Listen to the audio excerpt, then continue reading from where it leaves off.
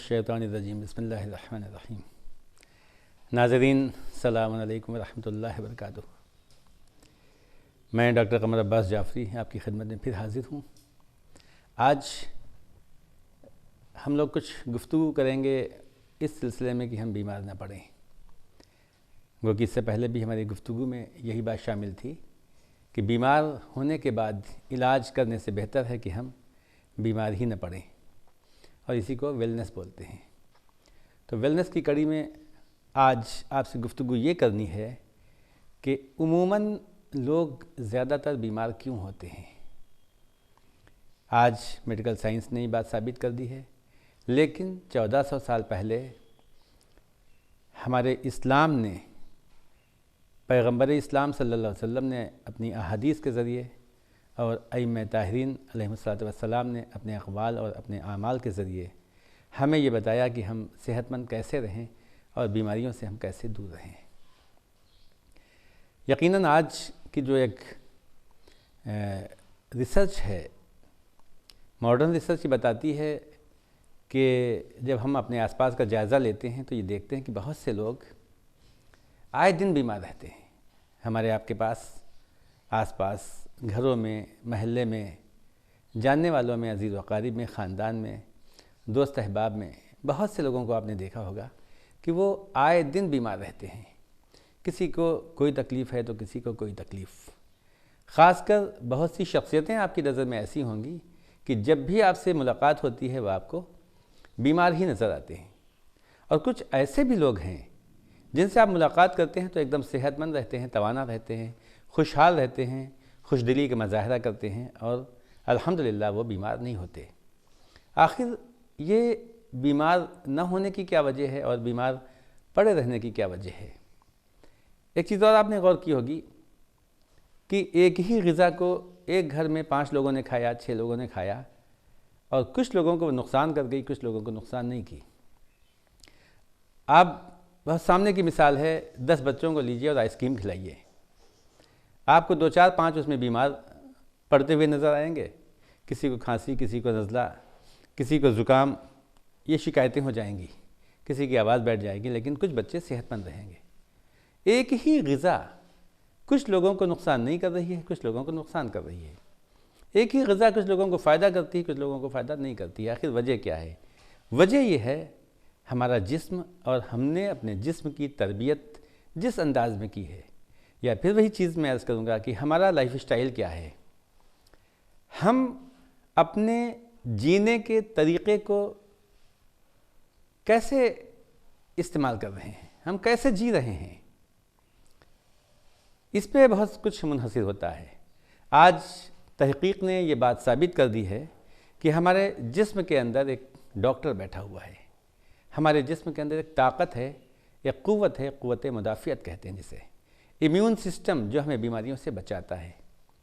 तो मामलात ये होते हैं कि जब इम्यून सिस्टम हमारा कमज़ोर होता है, जब इम्यूनिटी कमज़ोर होती है तो इंसान जल्दी बीमार पड़ता है। लेकिन अगर इम्यून सिस्टम मज़बूत है तो आदमी जल्दी बीमार नहीं पड़ता और सेहतमंद रहता है। इम्यून सिस्टम में सबसे अहम बात ये होती है कि हमारे जिस्म का जो पीएच होता है वो 2 ही तरह का होता है, या तो एसिडिक होता है या तो एल्कलाइन होता है। या तेज़ाबियत वाला मादा होता है हमारा, और या एंटी तेज़ाबियत होता है।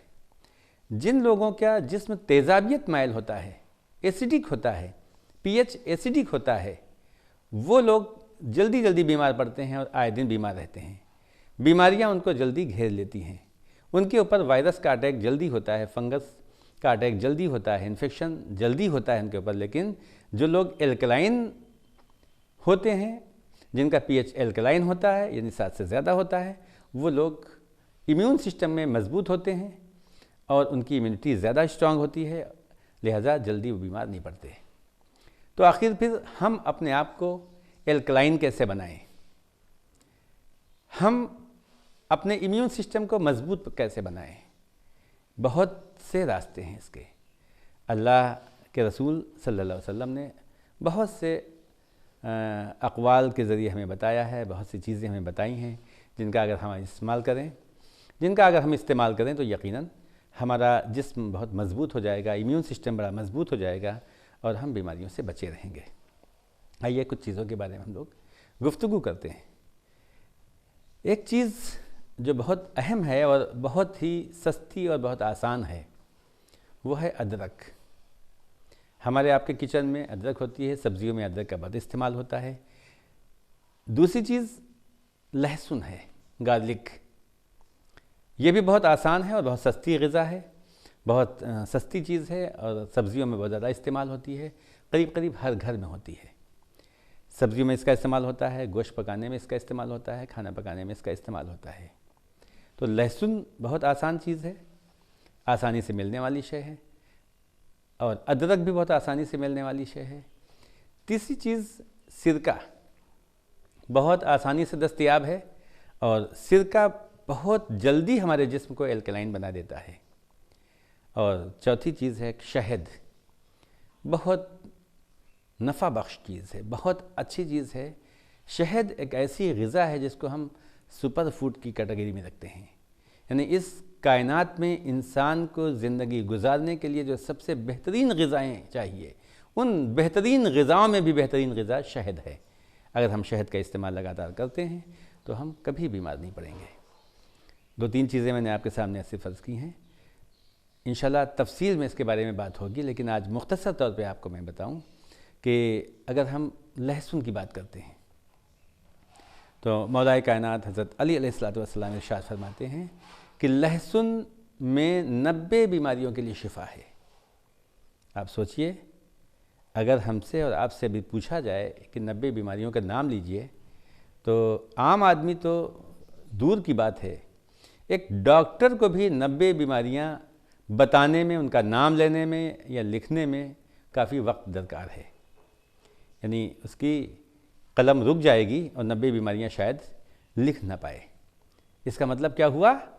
आप आम लफ्ज़ों में अगर कहिए कि मौला फरमाते हैं कि लहसुन के इस्तेमाल से इंसान सारी बीमारियों से बचा रहेगा। कितनी आसान चीज़ है। हाँ, चीज़ तो आसान है, लेकिन शायद हमारा यकीन उस मंजिल तक नहीं है जहाँ पर हमें होना चाहिए, और इसी वजह से बीमारियाँ होती हैं। थोड़ी बहुत मालूमात तो सबको है। अक्सर मेरे पास लोग आए और उन्होंने कहा, साहब मेरे गैस बनती थी और मैंने उस गैस के लिए 2 जवे लहसुन रोज़ाना मैं सुबह खा लेता हूँ पानी के साथ। किसी ने कहा कि 2 कलियाँ रात में खा लेता हूँ, उससे बड़ा फ़ायदा हुआ। किसी ने फ़ायदा नहीं हुआ, मैं तो बहुत दिनों से खा रहा हूँ। इस तरह की बातें होती हैं। ये अधूरी नॉलेज है। अधूरी नॉलेज इंसान को फ़ायदा नहीं पहुँचाती। लिहाजा मैं इसके लिए करूँ कि मैं इसके लिए आपसे अर्ज़ करूँ कि इस सिलसिले में इमाम रज़ा अलैहिस्सलाम ने इरशाद फरमाया कि लहसुन यकीनन 90 बीमारियों का इलाज है। लहसुन खाने से 90 बीमारियों से इंसान महफूज रहेगा। लेकिन लहसुन खाया कैसे जाए? इसके लिए इमाम फरमाते हैं कि लहसुन के 2 गांठें एक साथ, 2 जवे नहीं, लहसुन की 2 गांठें अगर हफ्ते में 2 दिन भी खा ली जाएँ, 2 गांठें एक बार में, एक दिन में 2 गांठें खाए और हफ्ते में 2 बार खा लिया जाए तो इंसान 90 बीमारियों से महफूज रहेगा। यहाँ पर मैं अपने नाज़रीन से बात अर्ज़ करूँ कि हमारे आपके आसपास या बाज़ार में जो लहसुन मिलता है, वो एक गांठ होती है। उस गांठ में बहुत से जवे होते हैं, 15, 20, 25 जवे, छोटे छोटे जवे होते हैं। तो हमारा जहन वहीं पे जाता है जब 2 गांठों की बात होती है, 2 जवे समझ में आता है। जब कहीं ये सुनते हैं कि 2 गांठें, तो 2 गांठें समझ में नहीं आती, बल्कि 2 जवे समझ में आते हैं। लहसुन की एक वैरायटी और होती है। वो वैरायटी, जैसे प्याज एक गांठ का होता है, उसमें जवे नहीं होते, पूरा होता है। इसी तरह से लहसुन भी एक गांठ का भी होता है। लहसुन इसमें अलग अलग जवे नहीं होते हैं, बल्कि छोटी छोटी वैरायटी होती है, छोटी सी गांठ होती है और एक ही होती है। मेडिकल पॉइंट ऑफ व्यू से मेडिसिनल प्रॉपर्टी रखने वाला वो लहसुन बहुत अच्छा होता है और आसपास मिल भी जाता है, मार्केट में मिल जाता है। आप किसी सब्ज़ी फरोश के यहाँ जाएँ और उससे कहें अगर कि मुझे वो लहसुन चाहिए, और यहाँ न सही तो आप मंडी में जाके आप तलाश कीजिएगा। अगर आप सब्ज़ी मंडी में जाएँ, वहाँ तलाश करें, तो यकीनन वो चीज़, वह लहसुन मिल जाएगा वहाँ पर। तो वो लहसुन अगर इस्तेमाल करेंगे तो वो ज़्यादा फ़ायदेमंद है। उसमें मेडिसिनल प्रॉपर्टीज़ बहुत ज़्यादा होती हैं। मैं आपको थोड़ा सा और इसकी वजाहत कर दूँ कि लहसुन में मौलाए कायनात फरमाते हैं कि 90 बीमारियों का इलाज है। ये बहुत ही लंबा टॉपिक है, एक बड़ा मजमून है, लिहाजा इस पर तफसीली बात होने के लिए और तफसीली गुफ्तगू करने के लिए काफ़ी वक्त दरकार है। तो मैं आपसे अर्ज़ करूं कि लहसुन में एक इंग्रेडिएंट होता है, उसे बोलते हैं लिग्निन, और एक इंग्रेडिएंट होता है सेपोनिन। लिग्निन का काम होता है वो सेल लेवल तक पहुंचता है। हमारी बहुत सी ग़िज़ाएँ ऐसी हैं जो हमारे सेल तक नहीं पहुंच पाती, लेकिन लहसुन में, स्पेशली लहसुन में लिग्निन की क्वालिटी भी बहुत अच्छी होती है, क्वांटिटी भी ज़्यादा होती है। लिहाजा वो हमारे जिस्म के आखिरी हिस्से तक पहुंचने में, यानी पेनिट्रेशन की पावर उसमें बहुत ज़्यादा होती है, पेनिट्रेट कर जाता है, सेल लेवल तक पहुंच जाता है। और दूसरा उसमें सेपोनिन पाया जाता है। सेपोनिन की भी बहुत अच्छी क्वालिटी होती है। यूँ तो सेपोनिन सबसे ज़्यादा पाया जाता है एलोवेरा में, घीकवार में, लेकिन एलोवेरा और घीकवार का सेपोनिन क्वालिटी में उतना अच्छा नहीं होता है जितनी अच्छी क्वालिटी का लिग्निन और सेपोनिन लहसुन में पाया जाता है। तो जब लहसुन का हम इस्तेमाल करते हैं तो ये सेल लेवल तक पहुंच जाता है, पेनिट्रेशन ज़्यादा होता है और अंदर वहाँ पहुंचकर इसमें मौजूद सेपोनिन हमारे जिस्म के अंदर के टॉक्सिन्स को साफ करके बाहर निकाल देता है। आप सोचें कि हम लोग आज के इस दौर में कितनी मिलावटी चीज़ों का इस्तेमाल कर रहे हैं। खेत से लेकर प्लेट तक और प्लेट से लेकर पेट तक हम लोग जो भी खा रहे हैं उसमें केमिकल हैं, केमिकल हैं, केमिकल हैं। किसान जब खेत में कोई बीज बोता है तो केमिकल इस्तेमाल किया जाता है। उसके बाद जब फसल तैयार होती है कीड़ों को मारने के लिए इंसेक्टिसाइड, हर्बिसाइड, फंजीसाइड, बहुत से केमिकल्स का इस्तेमाल किया जाता है। फिर जब वो ग़िज़ा को काट के, अनाज को काट के घर लाता है, स्टोर करता है, तो उसको स्टोर करने के लिए, कीड़ों से बचाने के लिए, घुन वगैरह से बचाने के लिए, सीलन से बचाने के लिए फिर से केमिकल का इस्तेमाल किया जाता है। और ये सब केमिकल जो हैं वो कहीं ना कहीं से उसके अंदर पेवस्त हो जाते हैं, पेनिट्रेट कर जाते हैं। और उसके बाद फिर जब ये ग़िज़ा खाने के लिए तैयार होती है तो आप समझिए कि जो हम मसालों का इस्तेमाल कर रहे हैं वो भी बहुत से केमिकल मिले हुए हैं। मसलन आजकल जो नमक आ रहा है वो केमिकल है। फिर जब हम प्लेट में लेते हैं तो प्लेट जो धोई गई है वो भी केमिकल से धोई गई है। एक ज़माने में राख से धोया जाता था, कार्बन से धुलाई की जाती थी, आज केमिकल से धुलाई की जाती है। तो उसका भी कुछ ना कुछ हिस्सा हमारी प्लेट में रह जाता है और फिर आखिर में जब पेट में पहुंचता है तो केमिकल का भंडार इकट्ठा हो जाता है। ये केमिकल हमारे जिस्म के अंदर की प्रोसेस को रोकता है, किडनी के फंक्शंस को रोकता है, हार्ट के फंक्शंस को रोकता है, आर्टरीज़ में मैल जमा कर देता है, केमिकल जमा हो जाते हैं, हमारे लंग्स में जमा हो जाता है। यानी जिस्म के जितने भी पार्ट्स हैं, जितने भी आर्गन्स हैं, उन सब में ये टॉक्सिन जमा हो जाता है, केमिकल्स जमा हो जाते हैं, इकट्ठा हो जाते हैं। और यही जिस्म की हमारी जो एक्टिविटीज़ हैं, जो क्रियाएं हैं, जो जिस्म के फंक्शंस हैं, उन सब को रोकता है। लहसुन जिस्म के आखिरी हिस्से तक, यानी सेल के अंदर तक पहुंचकर, पेनिट्रेट होकर उसके अंदर सेपोनिन की मदद से वो सारे केमिकल्स को बाहर निकाल देता है। अब आप देखिए, जब सफाई की प्रोसेस यानी डिटॉक्सिफिकेशन करता है हमारा केमिकल, ये गार्लिक, जब गार्लिक के ज़रिए, लहसुन के ज़रिए बॉडी का डिटॉक्सिफिकेशन होता है, टॉक्सिन बाहर निकल जाता है, तो अब सेल को काम करने का मौका मिलता है, हमारे टिश्यूज़ को काम करने का मौका मिलता है, हमारे आर्गन्स सही तरीके से एक्शन में आ जाते हैं, उनकी जो प्रोसेसिंग है बहुत अच्छी तरीके से होने लगती है। भूख में इजाफा हो जाता है क्योंकि आंतें साफ़ हो जाती हैं, खून साफ़ हो जाता है, लिहाजा चेहरे पे चमक पैदा हो जाती है, खून साफ़ हो जाता है, लिहाजा बालों के अंदर मजबूती पैदा हो जाती है, स्किन अच्छी हो जाती है। और जब ये सब सफाई हो जाएगी तो हमारा हार्ट भी अच्छा काम करता है, हमारी नसों में मजबूती आएगी, हमें हाथ पैरों में मजबूती आएगी और इस तरह से एक मजबूत जिस्म हमारे सामने दिखाई पड़ता है। जो सुस्ती होती है इंसान के अंदर, उठने का दिल नहीं चाह रहा, सो गया तो वक्त पे जाग नहीं पा रहा है, हर वक्त नींदा है, हर वक्त उदासी में पड़ा हुआ है, हर वक्त सुस्ती में पड़ा हुआ है, काहली छाई हुई है, इसकी वजह से उसके जो सामाजिक कार्य हैं, जो समाज के काम हैं, वो सारे के सारे उससे मुतासिर होते हैं। तो आप सोचिए कि एक लहसुन ने हमारे जिस्म के अंदर जाकर सिर्फ डिटॉक्सिफिकेशन किया है, बॉडी की सफाई की है, और जिसकी वजह से हमारा जिस्म सेहतमंद हो रहा है। तो आंतें साफ़ होती हैं, हाजमा अच्छा होता है, खून का दौरान अच्छा होता है, न्यूरो प्रॉब्लम्स ख़त्म हो जाती हैं, हड्डियाँ मजबूत होती हैं। तो लहसुन के बारे में मैंने तो आपको बड़ा मुख्तसर आपके सामने अर्ज़ कर रहा हूँ। मैं मौला फरमाते हैं, मौला कायनात हज़रत अली अलैहिस्सलाम इरशाद फरमाते हैं कि 90 बीमारियों को दूर करता है। तो आज ये बात साबित हो चुकी है कि अगर इंसान लहसुन का इस्तेमाल करे, और जो चीज़ एक थोड़ा सा डाउट था कि कितना लहसुन इस्तेमाल किया जाए, तो 8वें इमाम रज़ा अलैहिस्सलाम इरशाद फरमाते हैं कि लहसुन की 2 गांठें, ये तो मिनिमम बताया गया है, लहसुन की 2 गांठें आप एक दिन में इस्तेमाल कीजिए, और इसको हफ्ते में कम से कम 2 दिन अगर रोज़ इस्तेमाल करेंगे तो बहुत बेहतर है। हाँ, खाली पेट जब आप लहसुन इस्तेमाल करते हैं तो शिकायत आती है कि गैस बनाता है साहब। उसकी वजह सिर्फ ये है, जब हम खाली पेट इसको इस्तेमाल करेंगे तो अंदर जब जाके वो सफाई करेगा, जो जमा हुआ टॉक्सिन है, जमा हुआ कूड़ा है, जमा हुई गंदगी है, उसको वो फुलाएगा, फुला के साफ़ करता है। तो कभी कभी लगता है कि अफारा हो रहा है, पेट में गैस बन रही है, ऐसी हालत में पानी का इस्तेमाल बढ़ा देना चाहिए।